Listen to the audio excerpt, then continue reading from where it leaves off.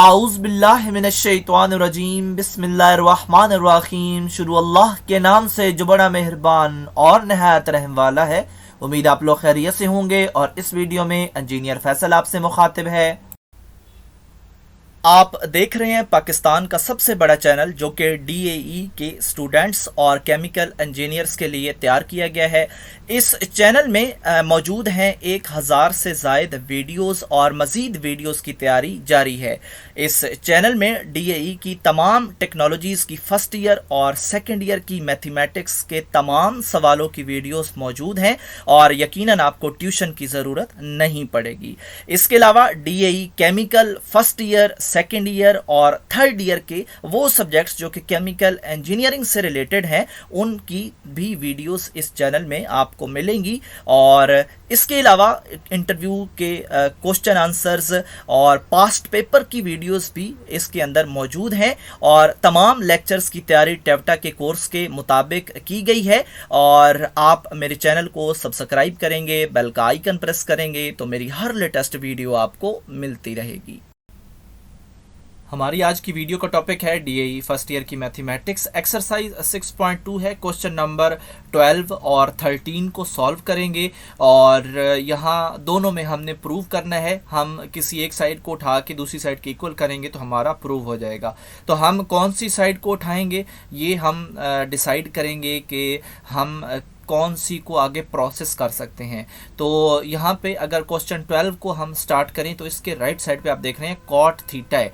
तो left side पे हमारे पास बड़ा फंक्शन है तो इस छोटे को बड़े में हम कन्वर्ट नहीं कर सकते, जबकि बड़े को सिंपलीफाई करके हम छोटे में ज़रूर जा सकते हैं। तो हमारे पास यहाँ पे लेफ़्ट में कोसेकेंट 2 थीटा और कॉट है। तो क्यों ना हम इनको इनके बेसिक कंपोनेंट्स में कन्वर्ट कर दें, क्योंकि इनके डायरेक्ट फार्मूलाज हमारे पास मौजूद नहीं है। तो हम इनको कन्वर्ट कर देते हैं इनके बेसिक कंपोनेंट्स में। कोसेकेंट होता है 1/sin के इक्वल और कॉट है cos/sin के इक्वल और साथ थीटा में जो है वो 2 थीटा आ रहा है।